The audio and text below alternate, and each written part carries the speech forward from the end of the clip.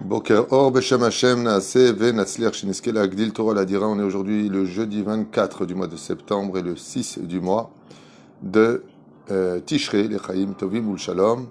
Shiur Bezrat Hashem sur supplication et comment améliorer Bezrat Hashem notre judaïsme. On continuera avec donc les Tachanunim du Chida Akadosh, pris d'ailleurs sur les Tachanunim de Rabbeinu Nissim, qu'on expliquera avec l'aide d'Hashem, acheté par Anna Fechal, cours dédié en l'honneur de sa fille Bezrat Hashem, qui va avoir donc 12 ans aujourd'hui apparemment, et si c'est possible, Bezrat Hashem, de faire le cours sur la Bat Mitzvah. Ah, on dira quelques mots sur la Bat Mitzvah puisque c'est demandé. Qu'Akadosh Baruch Hu Bezrat Hashem la comble de tous les bonheurs du monde, que ce soit un cours pour Bezrat Hashem ses réussites matérielles, spirituelles, santé, Choupa, Bezrat Hashem pour sa merveilleuse fille, Shelly Bat Anna, et qui on souhaite un Yom Houledet Sameach et tous les bonheurs du monde. Donc il y a une demande spéciale pour aujourd'hui de rappeler la valeur de la Bat Mitzvah. C'était pas ce qui était prévu par rapport à mon programme, mais je vais en dire deux mots puisque c'est son anniversaire. Elle mérite ce cadeau. Refouach Lema pour Morat Miakdosha Vatora Sarata le Batafrat Myriam Samuel Salomon Journo Yanaï Ben Esther Anaïs la Bat Kati Esther Ari Ben Mordechai Yatia Yakar Bezrat Hashem Ufren Eliaou Ben Sassia et tous les malades d'Israël sans exception les Nishmat Shane Bat Finja Denis Simcha Bat Lola Tzipora Bat Zeligman Levi Yehuda Sidne Ben Eliaou Sayad Alehem Shalom Roi Hashem Tenachena Began Aiden Elion V'chal Shorvim Imam Bichlal Arahami Vaselochot Vechen Yassamomar Amen. C'est aussi l'Askara de François. On a vu hier, on a fait le cours, puisque c'est aujourd'hui, c'est Askara. Donc depuis hier soir, on a fait le Shiur. Donc, Yom Houledet Sameach commence le premier cours. On est parti pour une série de cours aujourd'hui avec l'aide d'Hachem, avant le fête de Kippour, pour rentrer plus préparé dans cette fête. Et puis en même temps, comme je dis souvent, n'attendons pas Kippour pour faire Teshuvah. Kippour est un jour qui nous fait faire Teshuvah. Et il faut aussi, pendant l'année, être capable de faire de nos journées des Yom HaKippourim, c'est-à-dire des jours où on fait Teshuvah. C'est la grandeur de la différence entre celui qui fait d'une journée simple une grande journée et celui qui attend que la grande journée fasse de lui quelqu'un de meilleur. C'est dommage. Tov. Bat Mitzvah, vous savez que donc pour cette merveilleuse petite fille qui fait donc ses 12 ans, Bat Mitzvah, c'est une très très très grande responsabilité, puisque à partir du moment où la Nahara devient Bat Mitzvah, elle devient Isha, elle devient une femme, Baruch Hashem, et donc elle prend aussi sur elle le joug des mitzvot concernant les femmes. Jusqu'avant ça, c'était de l'éducation, et maintenant, ça devient des obligations, puisqu'elle ouvre son casier judiciaire vierge. Il faut savoir qu'une bat mitzvah se fête aussi. J'ai posé une fois la question à mon Rav, est-ce qu'on ne fête que les bar mitzvah et maïma bat mitzvah? Mon Rav m'a répondu, les bat mitzvot ne sont pas moins importantes que les bar mitzvot. Seulement, comme il s'agit de femmes, ça doit être fait plus pudiquement. C'est toute la différence. La femme ne chante pas, on ne veut pas rentrer, on va applaudir, tout le monde l'a regardé, Aïnara, Zélo. Ça va faire une fête à la maison, l'honneur d'une bat mitzvah, d'inviter les tontons, les tatas, les gens proches, c'est quelque chose de très important pour une bat mitzvah. Et la reine, oui, il y a lieu de lui faire une jolie fête parce que elle rentre dans la majorité religieuse et prend les responsabilités sur lesquelles, en réalité, le peuple d'Israël dépend. Nous dépendons beaucoup plus des femmes que ce que l'esprit humain pourrait le comprendre. Ce n'est pas Minastam que les femmes nous apportent au monde, c'est pas simplement que les femmes nous mettent au monde. C'est que quand on observe l'histoire du judaïsme, eh bien, ce sont constamment les femmes qui ont sauvé l'histoire du peuple d'Israël. Ce sont toujours les femmes qui restent cachées dans l'histoire, comme prenons le cas de Moshe Rabbeinu, qui a failli mourir avalé par un serpent. Si c'est pas Tzipora qui lui avait sauvé la vie, Moshe Rabbeinu serait mort. Donc on voit que Tzipora n'apparaît pas dans l'histoire, mais toujours cachée, toujours comme un diamant qu'on ne trouve pas facilement, elle fait briller l'histoire. Et c'est vraiment l'essence même de nos vies, puisque la Chassidoute nous enseigne, elle nous rapporte des faits, que quand une femme est tzadéket et qu'elle épouse un rachat, elle le rend tzadik. Et quand une femme est réchaïte et qu'elle épouse un tzadik, elle le rend rachat. Isha bona, isha oreset. C'est pour cela que l'éducation des Bnot Israël est beaucoup plus difficile que l'éducation des garçons d'Israël. La situation d'avoir une fille, c'est extraordinaire. Vous savez, comme j'ai souvent expliqué pendant les choupot, quand je l'ai fait, pourquoi on fait ça sur du vin? Eh bien, non pas parce que la femme nous saoule, mais parce que la femme, c'est comme une vigne. On plante un grain et elle donne des millions de raisins. Elle est capable de centupler, de multiplier avec peu de choses l'incroyable, voire l'impossible. Avec une seule goutte de semence, elle donne la vie à un homme, à une femme, qui eux-mêmes donneront la vie. Être une femme, c'est quelque chose qui est comparé à l'ombre du Créateur. C'est pour ça que tous les matins, selon le Chidel, disent « Baruch Shasani Kirtsono » qui nous a fait selon sa volonté à lui. En dehors des caméras, quand l'homme a été créé, il a été créé devant toute la création du monde. Mais tandis que quand la femme a été créée, il a endormi l'homme. Parce que Dieu l'a voulu la créer comme lui, on ne le voit pas, on ne le perçoit pas, on le ressent. On sait que Dieu existe au fond de nous. Même quand des fois on se met en colère et qu'on ne croit pas en Dieu, on regarde le ciel, mais qu'est-ce que je t'ai fait? Qu'est-ce qu'il y a? C'est quelque chose qui est tivi. Eh bien, le Créateur du monde a créé la pudeur de la femme à travers cette particularité. C'est que plus elle reste cachée, plus elle reste bénie. La reine, quand on a réussi à éduquer une fille sur le chemin de la Torah et des mitzvot, eh bien, ce n'est pas qu'elle qu'on a réussi à éduquer, c'est elle et sa descendance. Parce que quand une fille est bien éduquée, quand une fille respecte la Torah et les mitzvot, elle trouvera les mots vis-à-vis de son mari, elle trouvera les mots vis-à-vis de ses enfants. Elle est la racine, je dirais, de la maison juive. C'est elle qui a la responsabilité de la pureté familiale. C'est elle qui a la responsabilité de la cacheroute à la maison. Tout dépend d'elle. Ces deux points qui mènent à la vie, le Etz Chaim et le Etz Hadat, manger et donner la vie, sont dépendantes de la édoute de la femme. Alors que la femme ne peut pas être témoin, ce sont deux cas où la femme est témoin. On compte sur elle, sur sa édoute vis-à-vis de la pureté familiale, et on compte sur elle quand elle fait les courses et quand elle fait à manger, que ce qu'elle va mettre dans la bouche de sa famille soit strictement cachère. C'est dépendant d'elle. Et ça, c'est la base de tout le judaïsme, la pureté familiale et la cacheroute. Sur cela, on peut construire un monde entier. Grâce à ces deux mitzvot-là, une personne aura beaucoup plus de pouvoir et de force de travailler à Hachem qu'une mère ou une femme qui aurait grandi dans la futilité de ce monde, loin de la Torah et des mitzvot, à s'attacher à toutes sortes de choses qui ne servent à rien. De plus, la femme a cette force extraordinaire de pousser le mari vers l'ambition. Elle le pousse à évoluer, elle le pousse à avancer, elle le pousse à construire, elle le pousse à avancer. En général, un homme n'achète jamais de maison quand il est célibataire. Et chez ses parents, il préfère voyager. S'il a vraiment beaucoup de moyens, il le fera. Mais en général, c'est pas comme ça. Mais quand il se marie, d'un coup, il veut acheter sa voiture, d'un coup, il veut passer son permis, d'un coup, il veut déjà acheter une maison, d'un coup. L'ambition est là. Et pourquoi avant tu l'as pas fait? Parce que maintenant, la femme est une raison pour laquelle on se doit d'avancer. L'homme représente le spirituel et la femme représente la matérialité. Et la reine Bezrat Hashem, quand l'homme rencontre sa femme et que cette femme est construite avec l'intelligence spirituelle de l'éducation que toutes les bnot d'Israël se doivent d'avoir, eh bien, elle construit toute sa maison. Chochmat Nashim Banta Beta, la sagesse de la femme construit la maison et le foyer.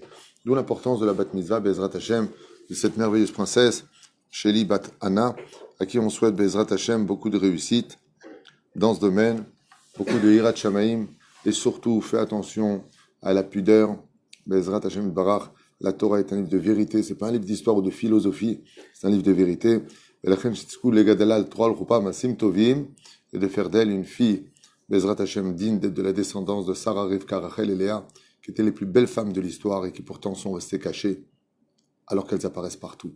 Plus tu restes caché, plus tu restes sanoua, plus tu restes pudique, et plus Akadosh Baruch Hu te fait grandir au sein du peuple d'Israël. Bracha v'atzlacha bechol masedechem, et on commence notre shiur Bezrat Hashem pour sa réussite. Alors on est arrivé vers Charnou, et donc nous avons fauté, nous avons fait du mal, si vous préférez, dans la série que nous avons commencée. Nous avons multiplié le crime et le mal sans mesure. Qu'est-ce que veut dire quoi? Nous avons multiplié, comme on le dit ici.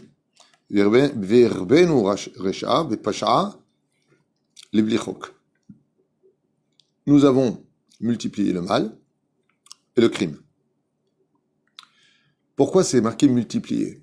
Parce que, en tant qu'humain, les Chachamim conçoivent parfaitement qu'on peut tomber, qu'on peut faire des bêtises qui sont graves.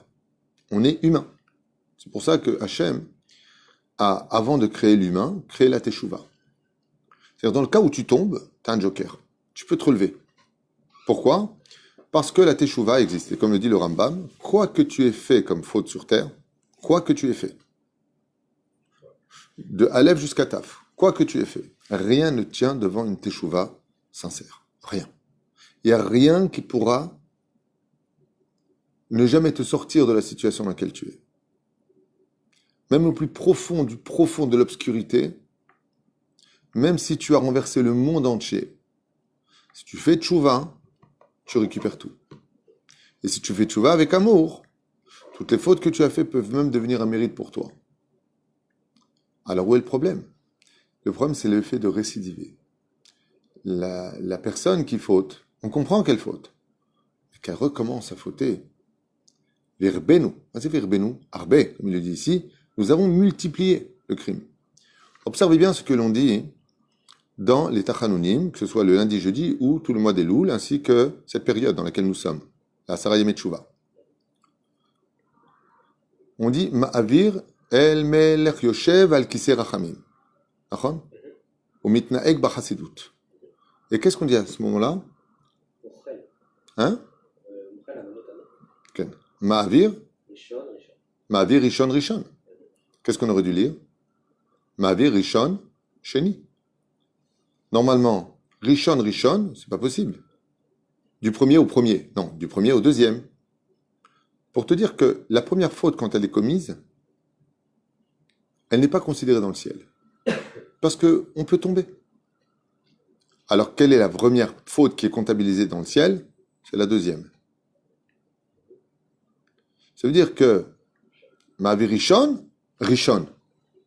Non, Rishon Sheni. Il dit non. Qu'une personne se trompe, qu'une personne tombe, qu'une personne ne sache pas, qu'une personne, il savait, mais le Yetzer Hara l'a eu. Il est tombé. Hachem, il dit, c'est dommage. Ah, c'est dommage. C'est sûr que c'est dommage. Mais je la comptabilise pas.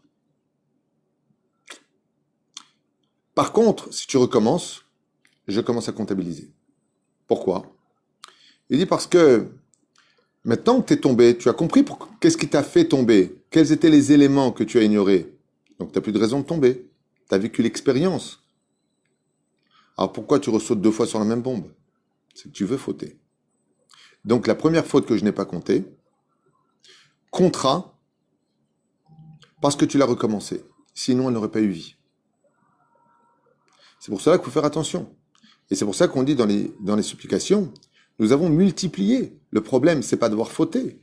Le problème, c'est pas d'être tombé. On est humain, ça arrive de tomber. C'est comme une personne, qui trompe son mari, ou un homme qui trompe sa femme. Il est tombé. Bon, alors il est tombé. Mais d'ailleurs, souvent, je dis, quand quelqu'un me dit, voilà, j'ai trompé ma femme. Je lui dis combien de fois? Puis le mec, il me dit, voilà, ça. Ah, vous avez une maîtresse. Non, vous n'avez pas trompé votre femme. Vous avez une maîtresse, monsieur. La notion change totalement. Le mec, il vient et te dit, j'étais en boîte de nuit, j'ai bu, la copine de mon copain est venue, machin, je suis tombé, Ça justifie rien, attention. Mais c'est pas la même chose que celui qui donne rendez-vous de façon régulière à une femme. Là, c'est un choix. C'est ce qu'il dit ici. Fais attention. Le Ramchal, dans son livre Mesilat Yesharim, nous met en garde sur ça. Il dit le problème de la faute, donc de trahir Hachem, entre guillemets, c'est qu'au début, on a les boules, on pleure, on n'est pas bien. Après, on a juste les boules. Après, on n'a plus qu'une boule. On n'a plus de boule du tout. Et à bout de la 4e fois, 5e fois, on justifie, on dit que c'est normal. C'est-à-dire qu'il ne faut jamais donner légitimité à nos fautes. Tant que tu as du regret, tu peux faire tchouva. Tant que tu as honte de ce que tu as fait, tu peux faire tchouva. Mais si tu n'as pas honte, si tu ne le regrettes pas, et que ça ne te fait rien d'autre, et en plus tu le justifies, tu as coupé, selon le Baal Shem Tov, toutes les raisons de faire tes tchouva. Donc tu vas vivre toute ta vie. Vous nous avez appris que c'est à cause des clipotes que l'on a... Donc tu rajoutes des clipotes. Mais les clipotes, comment tu les retires? Avec le regret. D'accord? Il y a une tzadékette qui m'a appelé ce matin en me laissant un message rempli de larmes. Rempli de larmes d'une faute qu'elle aurait fait, peu importe, dans sa vie. Que Dieu la bénisse. Et elle parlait avec son cœur, mais vraiment c'était très émouvant. Le ton de sa voix, la sincérité. Et elle pleurait son crime, son méfait, peu importe. Je lui ai répondu, ne vous inquiétez pas. Vu les larmes versées dans votre message, la sincérité sortie de votre cœur, rien que ça, ces larmes, c'est déjà l'éponge qui va effacer ce qui a été fait. Karov Adonai lechol kore'av, lechol asher ikrahuhu be'emet. Celui qui pleure avec sincérité. Mais si tu fais un crime, quand on dit un crime, c'est des choses qui sont graves au niveau de la halakha, comme de voler, c'est un crime de voler une personne, ou de ruiner une personne, ou de prendre ce qui ne nous appartenait pas. Pire, tromper. Toutes ces choses-là sont considérées comme étant pshaim, ou vendre son frère aux impôts. Assourd de faire ça.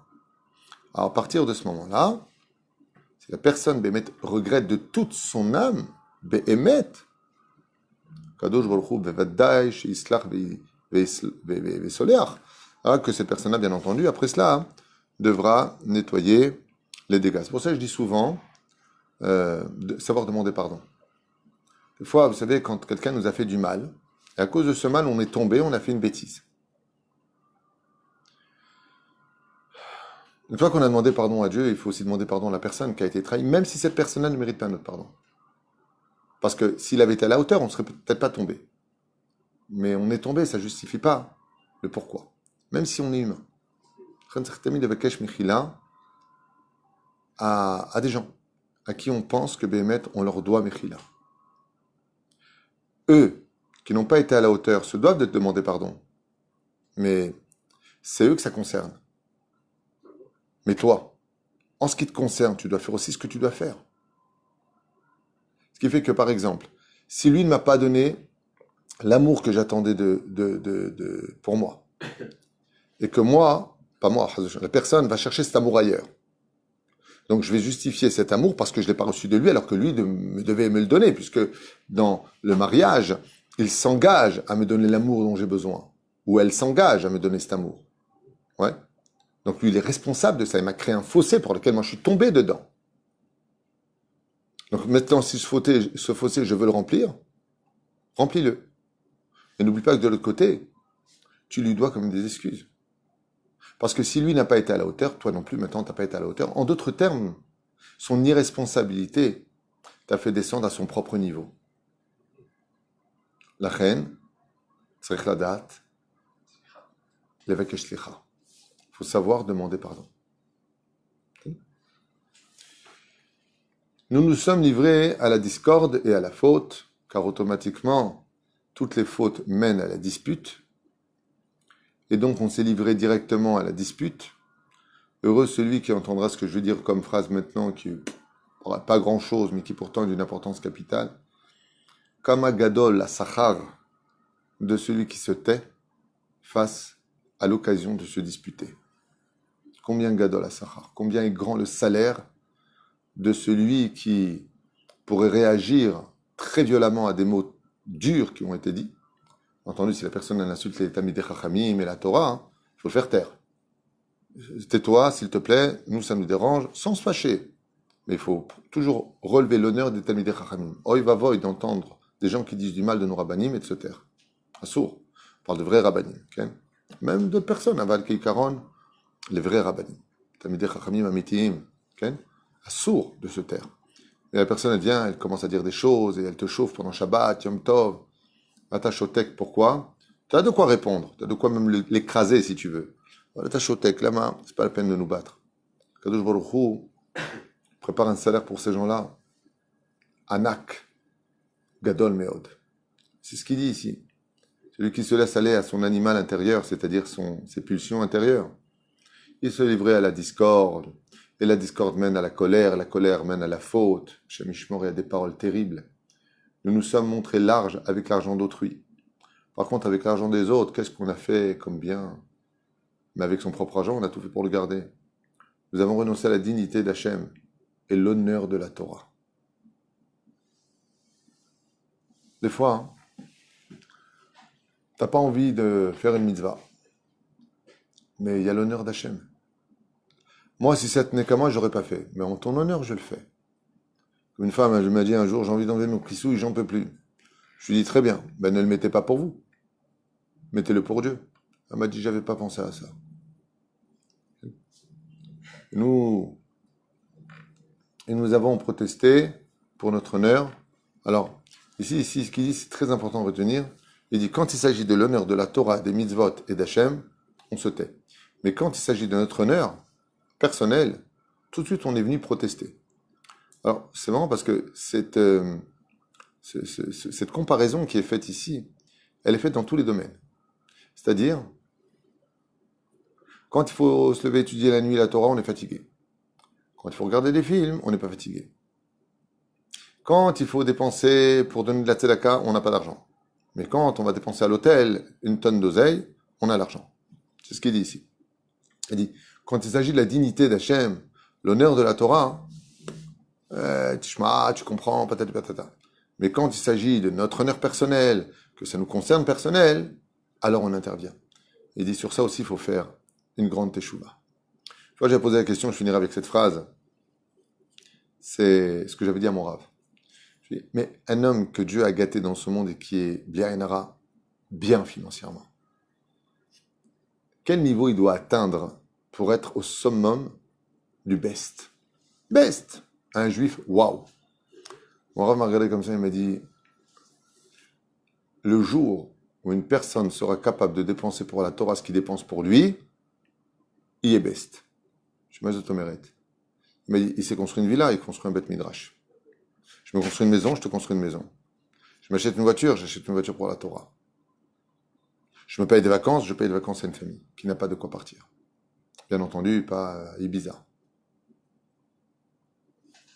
Quelqu'un qui est best, c'est quelqu'un qui dit Dieu est avec moi, mais il n'est pas avec moi que quand j'ai besoin de lui. Il est avec moi tout le temps. Là où je suis, il est là. Ce que moi je mange, tu manges. Ce que moi je dépense pour moi, je le dépense pour la Torah. C'est signé Rabbi Aryeh Garbian Shlita, Rabbi Omori Akadosh, mon rave qui m'a dit ça. Bien entendu, on parle de celui qui a les moyens. Le mec, il a de quoi s'acheter une maison. Ou comment je vais faire pour acheter une autre maison? J'ai pas. On parle pas de ça. Mais chez Achol, Bezrat Hashem, ce que tu dépenses pour moi, on me dit en français, quand tu as mangé pour deux, il a mangé pour trois. C'est Fachot que tu donnes un tiers. Fachot que tu donnes, allez, Dieu il a dit combien? Allez, 10%. Kulanu yicholim Bezrat Hashem, à des degrés différents, atteindre ce niveau-là. Baruch Adonai Leolam, Amen, Amen. Et une fois de plus, Anna, Bezrat Hashem, dédicace pour votre fille de 12 ans, à qui on souhaite vraiment tous les bonheurs du monde.